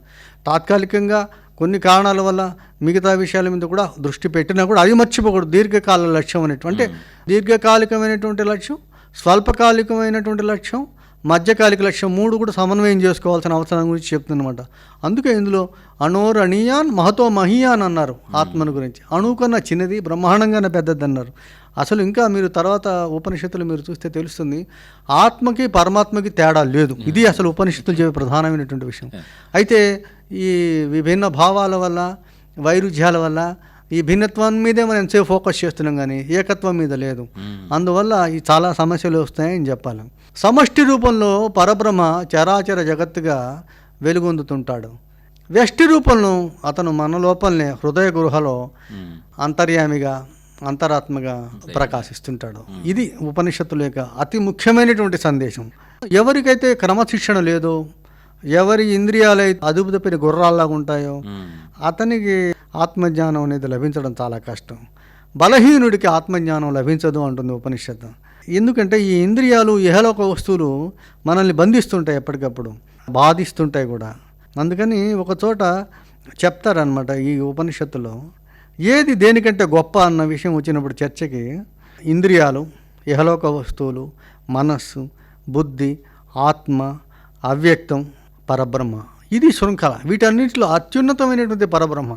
సో ఒక్కొక్క స్థాయి నుంచి మనం ఎదుక్కుంటూ పైకి వెళ్తూ ఉంటే అప్పుడు మనకు తెలిసింది అన్నిటికన్నా పరబ్రహ్మ గొప్పది అనేటువంటిది. దీనికి ఏంటంటే త్రికరణ శుద్ధి చాలా అవసరం. అది ఉన్నప్పుడు గొప్పగా ఉంటుంది. ఈ ఆత్మాగ్ని రగిల్చాలి. ఆత్మాగ్ని ఉంటుంది, అరణి కట్టెల్లో అగ్ని ఉన్నట్టుగా నిహితమై ఉంటుంది. రగిల్చుకోవాలి మనమే, లేదా మిగతా వాళ్ళ సహాయం తీసుకొని ఆత్మాగ్ని అనేది రగిలినప్పుడు అతనిలో ఉండే వెలుగు, అతను సాధించే విజయాలు ఎంతో గొప్పగా ఉంటాయి. అందుకే శరీరాన్ని కూడా ఈ ఉపనిషత్తులో పురం ఏకాదశ ద్వారే అన్నారు. అంటే 11 ద్వారాలు ఉన్నటువంటి పురంతో పోల్చారు ఈ శరీరాన్ని. ఇది మనం దృష్టిలో పెట్టుకోవాల్సిన విషయం. సూర్యుడిని మనం సరిగా చూడలేకపోతే, మన కంటి చూపులో ఏదైనా బాధ ఉంటే అది సూర్యుడిలో ఉన్న లోపం కాదు. ఇది మనం గ్రహించుకోవాల్సిన విషయం. పరమాత్ముడు వజ్రాయుధం పట్టుకొని నిలబడి ఉంటాడు. ఆయన శాసిస్తాడు ఈ ప్రపంచాన్ని అంతా. ఆయన భయంతో సమస్తం నడుస్తున్నాయి అన్నమాట. అది మనం తెలుసుకోవాల్సినటువంటి విషయం అనమాట అని ఈ ఉపనిషత్తు వివరిస్తుంది. తర్వాత చిన్నదైనా కూడా కేనోపనిషత్తులో ఉన్న గొప్ప విషయం ఏమిటంటే, ఈ ఇంద్రియాలు, మనస్సు, బుద్ధి వీటన్నిటిని ప్రచోదన చేసే ఆ మహాశక్తి ఏమిటి అన్నది కేనోపనిషత్తు ప్రశ్నిస్తుంది. ఏ మహాశక్తి ద్వారా మనలో ఉన్నటువంటి ఈ ఇంద్రియాలన్నీ ప్రవర్తిస్తున్నాయి, మనస్సు పనిచేస్తుంది, బుద్ధి పనిచేస్తుంది, ఆత్మజ్ఞానమైనా సరే అంటే అది పరబ్రహ్మం అని చెప్పి వివరిస్తుంది. ఇప్పుడు ఒక వ్యక్తి మాట్లాడుతున్నాడు అంటే భౌతికపరంగా అతను మాట్లాడుతున్నట్టు అనిపిస్తుంది, కానీ ఏదో ఒక మహాశక్తి అతన్ని మాట్లాడింపజేస్తున్నది. ఆ వాక్కు అనేటువంటిది ఆ ఆత్మశక్తి ద్వారా ప్రచోదన అవుతుంది, కానీ వాక్కు ఆత్మను తెలుసుకోలేదు. అట్లే మిగతా ఇంద్రియాలు కూడా. ఇందులోనే ఒకసారి దేవతలు రాక్షసులు ఎప్పుడు తౌలాడుకుంటూ ఉంటారు కాబట్టి వాళ్ళిద్దరి మధ్య ఒకసారి యుద్ధం జరిగినప్పుడు దేవతలు గెలిచినప్పుడు వాళ్ళు చాలా గర్వించారనమాట. ఉపనిషత్తులో ఈ ఉపకథ వస్తుందన్నమాట. ఈ విజయం మా ఘనకార్యం వల్ల మేమే సాధించామని అనుకుంటూ ఉంటే అప్పుడు వాళ్ళ ఎదుట ఒక యక్షుడు కొంచెం దూరం నిలబడి ఉంటాడు. ముందు అగ్నిదేవుడు అక్కడికి వెళ్ళి అడుగుతాడు, నువ్వెవరయ్యా అని అడిగితే ఆయన అంటాడు, నువ్వెవరో చెప్పవయ్యా అంటే, నన్ను అగ్నిదేవుడు అంటాడంటే నువ్వేం చేయగలవు అంటే, ఈ ప్రపంచాన్ని నేను భస్మీపటలం చేయగలను అంటాడు ఆయన. అట్టయితే ఈ గడ్డి పరగొట్టి నేను భూమి మీద పెట్టాను, దీన్ని నువ్వు దగ్ధం చేయి అంటాడు. ఆయన ఎంత ప్రయత్నించినా అదేమి కాల్చడం కాదు కదా, అసలు నిప్పు కూడా అంటుకోద్దు దానికి. ఆయన సిగ్గుపడి వెనక్కి వెళ్తాడు. తర్వాత వాయుదేవుడు వస్తాడు. నువ్వెవరయ్యా అంటే, నేను వాయుదేవుడిని అంటే, నువ్వేం చేయగలవు అంటే, ప్రపంచాన్ని మొత్తం నేను ఊపేస్తానంటాడు. ఈ గడ్డి పరకను కొద్దిగా కదల్చమంటే ఆయన కూడా ఆ పని చేయలేక వెనక్కి వెళ్తాడు. అప్పుడు ఇదంతా అయ్యే వ్యవహారం కాదని చెప్పి వాళ్ళు ఇంద్రుడిని పంపిస్తే ఆయనకు దారిలో ఉమాదేవి సర్వాభరణ భూషిత కనపడి వాళ్ళకు వివరిస్తుంది, ఆ యక్షుడు ఎవరో కాదు, పరబ్రహ్మం. మీరు సాధించిన విజయాలన్నీ మీ ఘనతతో సాధించినవి కాదు, ఆ పరబ్రహ్మ శక్తి వల్ల సంపాదించారు అని అంటుందన్నమాట. సో దేవతల విషయంలోనే ఇంత నిహితమైన గుహ్యతరమైన విషయం కాబట్టి ఆ పరబ్రహ్మ శక్తిని అది తెలుసుకోవాల్సిన అవసరం ఉంది అని కేనోపనిషత్తు చెప్తుంది. తర్వాత మాండూక్య ఉపనిషత్తు అన్నిటికన్నా చిన్న ఉపనిషత్తు, 12 మంత్రాలే ఇందులో ఉండేది. కానీ 2 గొప్ప విషయాలు వాళ్ళు చెప్పారు. ఒకటేంటంటే ఓంకార ఉపాసన ఎందుకు అవసరం అని చెప్తారు. ఈ ఓంకారాన్ని విడగొడితే ఆ ఊ మా ఏ దేనికి సంకేతాలు అన్నది వివరించారు. అట్లాగే దీన్ని మించి మానవుడి జాగ్రత్త అవస్థలో, స్వప్నావస్థలో, గాఢ నిద్ర అవస్థలు అనాలి, ఆ 3 స్థితుల్లో దైవం ఎలా వ్యక్తం అవుతుందన్నది వివరించారు చాలా గొప్పగా. ఈ 3 స్థితుల్ని మించింది ఒకటి ఉంది, తురియం అని, సూపర్ కాన్షియస్నెస్ అనొచ్చు. ఆ స్థితికి వెళ్ళిన వాడు నిజంగా ఎంతో ప్రశాంతమైన స్థితిలో ఉంటాడనమాట. అది దీని గురించి వివరిస్తుంది. తర్వాత ఐతిరేయ ఉపనిషత్తు చూస్తే ఇది సృష్టి పరిణామ క్రమాన్ని గురించి మనకు వివరిస్తుంది. ఎలా ఈ సృష్టి ఆవిర్భవించబడింది, భగవంతుడు ఎలా దీన్ని రచించాడు, ఆ సృష్టి క్రమం. ఇందులోనే ఈ మహావాక్యాల గురించి ఇందాక అనుకున్నాం. ఒకటి ప్రజ్ఞానం బ్రహ్మ అని అన్నారు, అంటే ఎరుకయే ఆ పరమాత్మ అని చెప్పచ్చు దాని అర్థం. ఆ మహావాక్యం ఇందులోనే వస్తుంది. తర్వాత ప్రశ్నోపనిషత్తు అని ఉంది. పిప్పలాద మహర్షి తన 6 శిష్యులకి 6 విషయం మీద ఒక దీర్ఘమైనటువంటి సంభాషణ జరుపుతాడు. ఇందులో వచ్చిన ఒక ఉదాహరణ ఏంటంటే భగవంతుడు కాలస్వరూపుడు, సప్తాశ్వరథారూఢుడు అని ఈ ఋతుచక్రాలు ఋతువును రథచక్రంతో పోల్చారనమాట. ఎలా ఈ కాలచక్రం తిరుగుతుంటుందని వాళ్ళు బాగా వివరించారు. 16 కళల పురుషుని గురించి కూడా ఎంతో లోతుగా అందులో వివరించారు. ఇందులో ఒక చిన్న ఉపకథ ఏమిటంటే మనిషిలో దైవం ప్రాణం రూపంలో ఉంటాడు అంటుంది ఉపనిషత్తు. దానికి ఒక చిన్న ఉపకథ ఏమిటంటే ఒకసారి శరీరంలో ఉన్న వివిధ ఇంద్రియాలు తౌలాడుకుంటాయి అనమాట. నేను గొప్ప అంటే నేను గొప్ప అని. సో మొదట కన్ను నేను వెళ్ళిపోతున్నాను ఈ శరీరం నుంచి, మీరు నేను లేకుండా ఎట్లా మనగలుగుతారో చూస్తానని. అది అలా వెళ్ళిపోయినా కూడా సంవత్సరం దాకా ఆ శరీరంలో ఉన్నవాడు బాగానే ఉన్నాడు. తిరిగి వెనక్కి వచ్చి ఆశ్చర్యపడుతుంది కన్ను, నేను లేకుండా మీరు ఎట్లా మనగలిగారు అని. ఎంతోమంది గుడ్డి వాళ్ళు ఉన్నారు ఈ ప్రపంచంలో, కళ్ళు లేకపోతే మేము జీవనం సాగించలేమా అని అన్నాయి మిగతా ఇంద్రియాలు. అప్పుడు చెవి వెళ్తుంది, మళ్ళీ సంవత్సరం తర్వాత వస్తుంది. అదే ప్రశ్న, చెవిటి వాళ్ళు ఉన్నారు ప్రపంచంలో, వాళ్ళు జీవనం సాగిస్తున్నారు కదా అంటే. అట్లాగా మనస్సు కూడా 3 ఉన్నారు బతుకుతున్నారు కదా అని. చివరికి ప్రాణం వెళ్ళిపోవడం మొదలుపెట్టేటప్పటికి మిగతా ఇంద్రియాలని ప్రార్థన చేస్తాయి, తల్లి నువ్వు వెళ్ళబాక, నువ్వు వెళ్తే మేము మనలేము అని. సో ఈ ఉదాహరణ ద్వారా మనకు అర్థమైందంటే ప్రాణాత్మల ఐక్యతే పరబ్రహ్మ అని చెప్పచ్చు. తర్వాత 8వ ఉపనిషత్తు కూడా ఒకరవ పరిశీలించుకోవచ్చు. అదేమిటంటే అన్నిటికన్నా ముఖ్యమైన ఉపనిషత్తు నా ఉద్దేశంలో. అంటే బృహదారణ్యకోపనిషత్తు, ఛాందోగ్యోపనిషత్తులతో సమానంగా చెప్పుకోదగ్గ ఉపనిషత్తు తైత్తిరీయోపనిషత్తు. ఇందులో చాలా గొప్ప విషయాలు ప్రతిపాదింపబడ్డాయి. ముఖ్యమైనది ఏమిటంటే విద్యార్థి గురుకులంలో తన విద్యను ముగించాక గురువుగారి దగ్గర సెలవు తీసుకున్నప్పుడు ఆయన ఒక అనుశాసనం చేస్తాడు. అందులో కొన్ని ముఖ్యమైన విషయాలు, ఏది చేయాలి ఏది చేయకూడదు అనేవి చెప్తాడు. సత్యం వద, ధర్మంచర, మాతృదేవో భవ, పితృదేవో భవ, ఇట్లాంటి విషయాలు ఏమి చేయాలి అతను, ఏమి చేయకూడదు. సందేహం ఉన్నప్పుడు పెద్దవాళ్ళు గురువులు ఏ మార్గంలో వెళ్ళారో ఆ మార్గంలో వెళ్ళమని కూడా ఆయన చెప్తాడు. నిందారహితమైన పనులు మాత్రమే చేయమంటాడు. ఆ బోధ అనేటువంటిది నా ఉద్దేశంలో ప్రపంచంలో సెకండరీ స్టేజ్లో ఉన్న ప్రతి పిల్లవాడు కంపల్సరీగా, ప్రతి విద్యార్థి కూడా కంఠస్థం చేస్తే చిన్న వయసులోనే అతని జీవితమే చాలా బలమైన పునాదుల మీద నిర్మింపబడుతుందని నేను అనుకుంటాను. అట్లాగే ఇందులో విభిన్న అంశాల మేలికలేకే ఈ ప్రపంచం అంటే ఏకత్వ భావాన్ని ఇది మళ్ళీ ప్రస్తావిస్తుందన్నమాట. ఎట్లా అంటే ఆచార్య పూర్వరూపం, అంతేవాసిన ఉత్తర రూపం, విద్యా సంధిహి అన్న వాక్యం ఇందులో ఉంది. అంటే జ్ఞాన సాధనకి మనం ఒక పెద్ద, అది ఒక రాడ్ అనుకుంటే ఒక చివర అధ్యాపకుడు ఉంటే ఇంకో చివర విద్యార్థి ఉంటాడు. సో వాళ్ళిద్దరి మధ్య వాళ్ళని కలిపేది, అనుసంధానం చేసేది విద్య, ప్రవచనం అన్న విషయాన్ని తల్లి తండ్రి ఇట్లానే పై దవడ కింది దవడ వాక్కుకు సంబంధించి ఇట్లా చాలా విషయాలు అది ప్రస్తావిస్తుంది ఉపనిషత్తు. వీటన్నిటిని మించి అతను ఎంత గొప్పవాడైనా కూడా మాట తీరు సరిగా ఉండాలని ఉపనిషత్తు మాటికి చెప్తుంది. జిహ్వా మే మధుమత్తమా అన్న వాక్యం ఇందులో వస్తుంది. అంటే మీ నాలుక తీయగా ఉండాలి అని. ఎంతో గొప్ప వాక్యం ఇది నా ఉద్దేశంలో. సగం సమస్యలు ప్రపంచంలో కారణం ఏంటంటే ఇది లేకపోవడం వల్ల అనిపిస్తుంది. అనవసరమైన అపార్థాలు, అనవసరమైనటువంటి ఘర్షణల కారణం ఈ జిహ్వ మీద అదుపు లేకపోవడం అని కొంత ప్రయత్నం చేసుకోవడం ద్వారా అసలు నాలుక అనేది అఫ్కోర్స్ మనకు తెలిసిన విషయం, మిగతా విషయాల దృష్ట్యా చూసినా కూడా 2 రకాల ప్రమాదాలు ఉన్నాయి దీంతో. ఒకటి అతిగా తినడం, రెండవది అసంబద్ధంగా మాట్లాడడం. ఈ 2 సమస్యలకి ఒక ఆయన దీన్ని 2 తల్ల నాగుతో పోల్చాడు. కాబట్టి తిక్కన కూడా అన్నాడు వాక్పారుష్యము చన్నే అన్నాడు. శ్రీ బసవ కూడా చెప్పారు, మనం మాట్లాడినప్పుడు మాటలు మాణిక్య దీప ప్రభల్లాగా వెలుగు ఉండాలి. శివుడు మన మంచి మాటలకు అవునవును అనాలి అన్నాడు ఆయన. సో ఇది చాలా ముఖ్యమైనటువంటి విషయం. అంటే 2 ఉండాలి, ఇది ఒక్కటే ఉండడమే కాదు. ముందు ఇది సాధన చేస్తే సాయిబాబా కూడా 1958లో ఒక ఉపన్యాసంలో ఈ విషయం చెప్పాడు. మన వాళ్ళు మౌనాన్ని కూడా వ్రతంగా ప్రకటించేవాడు. మౌనం అనేటువంటిదే నిజమైన సాధకుడి ప్రధాన లక్షణం. తక్కువగా తీయగా మాట్లాడడం ద్వారా చాలా సమస్యలు గ్రహించడానికి అవకాశం ఉంటుంది అన్నారు. అందుకే మనం సంపాదించే ఆహారం కానీ, మనం మాట్లాడే విషయాలు కానీ, మనం ఆచరించే ధర్మం కానీ అన్నీ సవ్యంగా ఉండాలని కూడా ఈ ఉపనిషత్తు చెప్తుందనమాట. అట్నే బ్రహ్మానంద శృంఖల ఇందాక నేను చెప్పాను.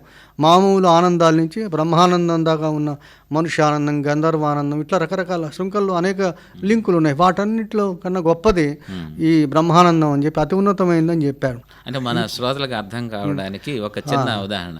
ఒక మనిషి తన జీవితంలో చాలా ఆనందంగా ఉన్నాను అనుకున్న పరిస్థితి ఏదైతే ఉంటుందో దాన్ని 100 రెట్లు దాన్ని 100 టైమ్స్ మల్టిప్లై చేస్తే ఎంత ఆనందం, అది ఒక గంధర్వుడు పొందిన ఆనందం అంటారు. ఇక అలా మీరు చెప్పిన తురి అవస్థలో ఇలా బ్రహ్మానందం అనేది మనం ఊహించుకోవచ్చు ఎన్ని రెట్లు అధికంగా ఉంటుంది, అదే శాశ్వతమైన ఆనందం అని చెప్పడానికి ఈ రకమైన ఒక అంచనా, ఒక కొలబద్ద మన వాళ్ళు చెప్పున్నారు. ఇందులో ఈ స్థానాన్ని ఉన్నతమైనటువంటి స్థానాన్ని అధిరోహించడానికి 2 మార్గాలు చెప్పారు వాళ్ళు. ఒకటి ఏంటంటే లౌకిక పరంగా అనేక రకమైనటువంటి కర్మ సాధనలు విజయాలు సాధించడం ద్వారా రావచ్చు. రెండోది ప్రతి మెట్టు దగ్గర వాళ్ళు ఏం చెప్పారంటే శ్రోత్రియుడైనటువంటి ఒక విద్వాంసుడికి కూడా అతని అనుభవంలో ఉంటుంది ఆనందం అని చెప్పారు, కింద నుంచి పైదాకా కూడా. కాబట్టి ఈ పరిపూర్ణ జ్ఞానం, ఆ విశుద్ధ అంతఃకరణ ఎంత ముఖ్యమో ఇక్కడ మళ్ళీ నొక్కి ఒక్కాని ఇచ్చారనమాట. ఇంకోటి ఏమిటంటే ఇక్కడ సత్యం జ్ఞానం అనంతం బ్రహ్మ అన్న వాక్యం కూడా ఇందులోదే. బ్రహ్మ పరబ్రహ్మం అనేటువంటి సత్యానికి ప్రతిరూపం, సత్యమే పరబ్రహ్మం, జ్ఞానం జ్ఞానరూపం భగవంతుడు, అట్నే అనంతం. ఆయన పరబ్రహ్మ శక్తి మనం అసలు మన ఊహకు అందే విషయం కదా. అందుకే ఆయన్ని అవాంగ్మానస గోచరుడు అన్నారు. చాలా ముఖ్యమైన విషయం. పంచకోశ వివరణ కూడా ఇందులోనే వస్తుంది. మన ఆత్మ అనేటువంటిది 5 కోశములలో ఉన్నదని, అన్నమయ కోశం, ప్రాణమయం కోశం, విజ్ఞానమయ కోశం, ఇలా ఈ 5 కోశాల లోపల అట్టడుగున ఉండే ఆత్మను మనం తెలుసుకోవడానికి ప్రయత్నం చేయాలని చెప్పి ఇందులో వరుణి కొడుకు భృగు బ్రహ్మానంద వలిలో వస్తుంది ఇందులోనే. సో వాళ్ళ నాన్నను పోయి ఈయన అడుగుతాడు, భృగు బ్రహ్మం అంటే ఏమిటి అని. ఆయన చెప్తాడు, అన్నమే బ్రహ్మయ్య, నువ్వు పోయి తపస్సు చేయమంటాడు. కొన్నాళ్ళు తపస్సు చేశాక ఇతనికి తృప్తి కలగదు. మళ్ళీ వెనక్కి వచ్చి అంటాడు, నాన్నగారు నాకు పూర్తిగా అర్థం కాలేదు, ఇంకా ఏమైనా ఉందేమో అంటాడు. అప్పుడు ఆయన ఏమంటాడంటే ప్రాణాన్ని ఉపాసించవయ్యా బ్రహ్మంగా, మళ్ళీ వెళ్ళి తపస్సు చేయమంటాడు. మళ్ళీ కొంతకాలం తర్వాత వస్తే నాకు ఇంకా ఇది ఇందులో కొంత అసంపూర్తిగా ఉన్నట్టు అనిపిస్తున్నది అంటాడు. అప్పుడు ఆయన ఏమంటాడంటే మనస్సే బ్రహ్మం అంటాడు. చివరిలో ఆనందో బ్రహ్మ అన్న వాక్యం ఇక్కడ వస్తుందన్నమాట. సో ఈ బ్రహ్మానందాన్ని అనుభూతి చెందగలిగిన వాడికి అసలు ఆనందంలోనే మానవుడు పుడుతున్నాడు, ఆనందంలోనే జీవిస్తున్నాడు, ఆనందంలోనే లయిస్తున్నాడు అని చెప్తుంది ఉపనిషత్. కాబట్టి ఈ ఆనందం అంటే ఈ సంకుచిత పరమైన అర్థం కాదు, భౌతికమైన ఆనందం కాదు, పారమార్థికంగా వైడర్ పెర్స్పెక్టివ్లో చూడవలసిన విషయం. అది మనం కలిగి ఉండాలంటుంది. చివర 2 పెద్దవి ఉపనిషత్తులో, ఒకటేమో బృహదారణ్యకం, ఇంకోటేమో ఛాందోగ్యం. స్థూలంగా అతి క్లుప్తంగా, ఎందుకంటే ఈ 2 అన్నిటికన్నా పెద్దవి చెప్పాలంటే. బృహదారణ్యకోపనిషత్ అంటే దాని పేరులోనే ఉంది అన్నిటికన్నా పెద్దదని. 435 మంత్రాలు ఉన్నాయి ఇందులో కూడా సృష్టి క్రమం గురించి చెప్పారు. అట్నే అసతోమ సద్గమయ, మృత్యోర్మ అమృతంగమయ అన్న ఈ 3 వాక్యాలు ఉన్నాయి. అవి ఇందులో వచ్చేటువంటివే, ఈ ఉపనిషత్తులో ప్రతిపాదింపబడినవే. మనస్సు వాక్కు ప్రాణాల కలయిక ఆత్మ అన్నారు ఇందులో. భగవంతుడి యొక్క నామ రూప కర్మ విభేదాల రూపమే జగత్ అన్నారు. భగవంతుడు ఒక్కడే, అజాయమానో బహుధా విజాయతే అన్నది వేదం. అసలు భగవంతుడికి జన్మే లేదు, ఆయన అనేక రూపాలు ధరిస్తున్నాడు అన్ని. భేదాలన్నీ నామరూప కర్మ భేదాలేను, వస్తువు ఒక్కటే అని చెప్తుంది.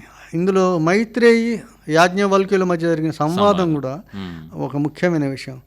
మనం మన పిల్లల్ని, భార్యని, లేకపోతే తల్లిదండ్రులు ఎందుకు ప్రేమిస్తామంటే కారణం ఏంటంటే వాళ్ళలో మనం మన ఆత్మను చూసుకుంటాం కాబట్టి వాళ్ళు మనకు ప్రియంగా కనపడతారు. ప్రపంచం అంతా ఈ ఆత్మ సంబంధమైనటువంటి విషయమే అని తెలుసుకోగలిగితే ఎవరితో కూడా మనకు అసలు వైషమ్యం అనేది ఉండదు. ఆత్మ జగత్తు 2 కూడా ఓతప్రోతాల్లాగా కలిసిపోయి ఉన్నాయి అని చెప్తుంది. ఘనీభవించిన ఉప్పురాయి లాంటిది జగత్తు. నీళ్ళలో మీరు తగిలిస్తే అదేమవుతుంది అప్పుడు మనకు తెలుస్తుంది. అందుకే చాలా లోతుగా వెళ్ళి ప్రశ్న అడుగుతుంది అనమాట. ఇంకోటి మనం పరాయి వాడికి ఎందుకు భావిస్తున్నాం, విభిన్నంగా అనుకుంటున్నాం కాబట్టి. మనం ఆత్మ, వాడేమో అనాత్మ అనుకుంటాం. అది కాదు, అంతా ఒకటే అయినప్పుడు ఎవరిని చూస్తారు, లేకపోతే ఎవరితో సంభాషిస్తారు, ఆ భేదమే లేదు అసలు, అంతా ఏకత్వమే అన్న విషయాన్ని ప్రతిపాదిస్తున్నాం. ఈ ద్వైత భావన అనేది చాలా ప్రమాదకరమైన ధోరణి అండి. ఎంత పాండిత్యం ఉన్నా ఇక్కడ మాత్రం తప్పడడుగు వేశారంటే అది మొత్తం పడుపేకలా కూలిపోతుంది. ఇంకొక ముఖ్యమైన విషయం ఏంటంటే సకలం మధుస్వరూపం అంటుంది ఈ ఉపనిషత్. ప్రపంచం సృష్టి అంతా మధుస్వరూపమే. తీయదనం అనేటువంటిది అన్ని అంశాల్లో మిళితమే ఉంది. తెలుసుకోగలిగిన వాడికి అంతా ఒక సకారాత్మకమైన దృష్టితో సామరస్యంతో ఉంటాడనమాట. పంచభూతాలు, ధర్మం, సూర్యచంద్రాదులు, సత్యం, మనుష్యులు, ఆత్మ, పరబ్రహ్మ ఇవన్నీ కూడా కలిసిపోయి ఉంటాయి. ఇవన్నీ ఒకదానితో ఒకటి ఆధారపడి ఉన్నవి అన్నమాట.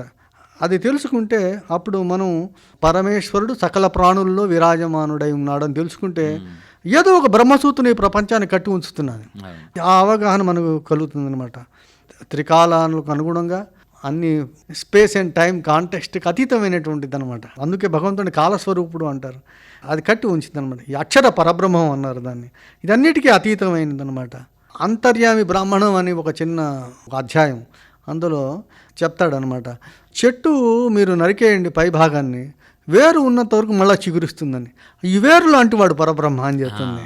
అది తెలుసుకున్నంతకాలం ఒక చేప నదిలో ఆ గట్టు నుంచి ఈ గట్టుకి ఈదినట్టుగా కొట్టుకుంటూ ఉంటుంది. ఆ స్థిమితత్వం అనేది లేకుండా ఉంటుందన్నమాట. తోటకూర మొక్క మీద చివరి అగ్రభాగంలో ఉన్న ఒక పురుగు ఎట్లయితే ఎగిరి రెండో తోటకూర మొక్క పై భాగం మీదకి వాలుతుందో అట్లా వాళ్ళు పునర్జన్మను గురించి వివరించారు. అంటే దానికి సంబంధించిన విషయం ఆత్మ శాశ్వతమైనటువంటి విషయం. ఉపాధులు మారుతుంటాయనే ఉదాహరణకి ఉపనిషత్తులు ఇచ్చిన అది గొప్ప ఉదాహరణ. అది తోటకూర మొక్క మీద నుంచి ఒక తోటకూర మొక్క మీద నుంచి ఇంకో తోటకూర మొక్క అగ్రభాగం మీదకి పాకే ఒక పురుగుతో వాళ్ళు ఆ ఉదాహరణగా చెప్పారు అనమాట. దాన్ని అట్నే ఇంకో ఉదాహరణ బంగారం ఒకటైన రకరకాల నగలు ఉంటాయి. ఇది మన అనుభవంలో ఉన్నది. ఇంతేకాదు ఒక తేనెటీగ రకరకాల పుష్పాల నుంచి తేనెను సంపాదించి ఒక తోట తేనె పట్టులో పెడుతుంది. ఇప్పుడు మీరు అది కలిపేశాక ఏ పుష్పం నుంచి ఏ భాగం తేనె వచ్చిందని చెప్పలేము. మట్టి ఒకటే, పాత్రలు అనేకం. ఇందులోనే పంచాగ్ని విజ్ఞకు సంబంధించిన వివరణ కూడా ఉన్నది. చివరిగా ఛాందోగ్య ఉపనిషత్తు, ఇది కూడా తత్వమసి అన్న మహావాక్యం ఇందులో వస్తుంది. అది నీవే అయి ఉన్నావు, ఆ పరబ్రహ్మ నీవే, అది ఏదో అది వాక్యం ఇందులో వస్తుంది. ఓంకార ఉపాసన, సామోపాసన, ఉద్గీతాన్ని గురించిన మధు విద్య ఇందాక మనం అనుకున్నట్టు అది. జానశ్రుతి రైక్వుడు వాళ్ళిద్దరి మధ్య జరిగే సంభాషణ కూడా ఒక ముఖ్యమైనటువంటి విషయం. ఇందులో ఏం చెప్తాడంటే రైక్వుడు ఇద్దరు యోగులు పక్షుల రూపంలో రాజుగారి అంతఃపురం మీద వెళ్తున్నప్పుడు రైక్వుడు జనశ్రుతి రాజు చాలా గొప్ప ధర్మవేత్త, ఆయన పక్షి భాష తెలుసు. ఆయన పైన వెళ్తున్నప్పుడు ఒక పక్షి రెండో పక్షికి చెప్తుంది హంస, ఆయన మీదుగా నువ్వు ప్రయాణం చేయొద్దు, ఆయన గొప్పవాడు, పోతే మనం కాలిపోతాను అని చెప్తే అప్పుడు రెండో పక్షి అంటుంది అనమాట ఆ రైకుడి కంటే గొప్పవాడా అని. ఆ రైకుడు ఈయనకంటే ఎట్ట గొప్ప అని అడుగుతుంది మొదటి పక్షి. అప్పుడు రెండో పక్షి చెప్తుంది అనమాట, జానశ్రుతి గొప్పతనం ఏముంది, ఆయనకు తెలిసింది కేవలం ధర్మజ్ఞానమే ఉంది, రైకుడికి బ్రహ్మజ్ఞానం కూడా ఉంది అని చెప్తుంది. అందుకని ఈయన గొప్పవాడు కాబట్టి ఆయన వెతికి పట్టుకుంటాడు. పట్టుకొని ఆయన ప్రార్థన చేస్తే సరే ఆయన్ని సత్కరించాక ఆయన ఈయనకి సంవర్గ విద్యను గురించి చెప్తాడు. సంవర్గ విద్యలో ముఖ్యమైన విషయం ఏంటంటే ఒక జూదం ఆడేటప్పుడు ఒక పాచికలో హెచ్చు సంఖ్యలోనే దాని కింద ఉన్న సంఖ్యలు కూడా మిళితమై ఉంటాయి. 10 అనే అంకె ఉంటే అందులోని 9, 8, 7 ఎట్లా ఉంటాయి అట్లా పరబ్రహ్మలోని ప్రపంచంలోని సర్వ వస్తువులు నిహితమై ఉన్నాయి, మిళితమై ఉన్నాయి అన్న విద్యను ఆయనకు ఉపదేశిస్తాడు. చాలా గొప్ప భావన ఇందులో ఈ ఉపనిషత్తులో చెప్పబడింది. ఇందులో ఇంకొకటి ఉప్పు సంబంధించిన ఉదాహరణ వస్తుంది. ఇందులో ఒక పాత్రలో నీళ్లు పెట్టి అందులో ఉప్పు వేసి కాసేపు కరిగిపోతే మీరు వేలు పెట్టి అది పై భాగంలోను, మధ్య భాగంలోను, అడుగు భాగంలోను కొంచెం తీసుకొని రుచి చూస్తే అన్ని భాగాల్లో అది ఉప్పగానే ఉంటుంది. పరబ్రహ్మ కూడా ఈ ప్రపంచంలో ఈ చరాచరాత్మక జగత్తులో అట్లా మిళితమై ఉన్నాడు కణకణంలో అని తెలుసుకోమని చెప్తుంది. ఇందులో ఒకసారి నారదుడికి సనత్ కుమారుడికి చర్చ జరుగుతున్నప్పుడు నారదుడు అడుగుతాడు సనత్ కుమారుడు, నాకు ఏదైనా భగవంతుడి గురించిన జ్ఞానం ఇవ్వయా, నాకు మిగతా జ్ఞానం ఉంది కానీ ఆనందం లేదంటే ఆయన చెప్తాడు భగవంతుడు నామస్వరూపం అంటాడు.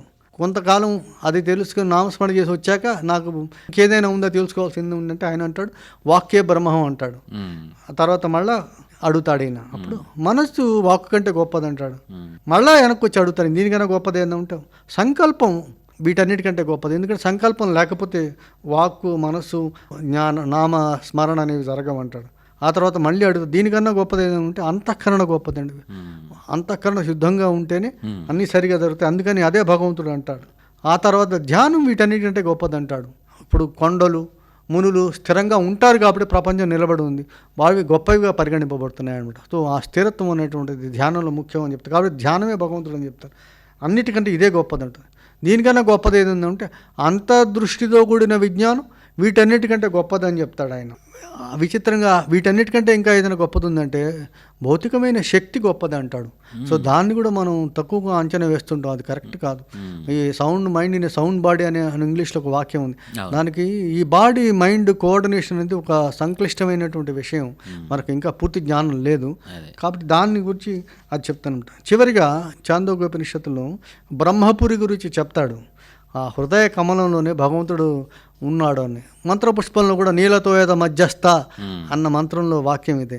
హృదయ కమలంలోనే భగవంతుడు ఉన్నాడని తెలుసుకోవడమే అన్ని ఉపనిషత్తుల యొక్క జ్ఞాన సారాంశం అని చెప్పాలి. స్థూలంగా వీలున్నంత వరకు నేను 10 ఉపనిషత్తుల సారం చెప్పడానికి ప్రయత్నం చేశాను. మీకు కొంత ఆనందం కలిగిందని భావిస్తాను. తప్పకుండా అండి. ఏది తెలుసుకోవడం ద్వారా నిజమైన ఆనందం దొరుకుతుందో, అలాగే వినడం ద్వారా కూడా మనం ఆ పరబ్రహ్మ అర్థం చేసుకునే ఒక సాధనా మార్గంగా చెప్పారు. మరి ఈరోజు మీరు మీ పుస్తకంలో ఉండేటువంటి సారాన్ని మా శ్రోతలకి మీ వాక్కు ద్వారా, అంటే బ్రహ్మని తెలుసుకోవడానికి వాక్కు కూడా ఒక సాధనం కాబట్టి మనం చేసిన ఈ ప్రయత్నం శ్రోతల్ని ఆనందింపజేస్తుంటుందని భావిస్తూ సెలవు తీసుకుంటానండి. నమస్కారం, ధన్యవాదాలు. ధన్యవాదాలు.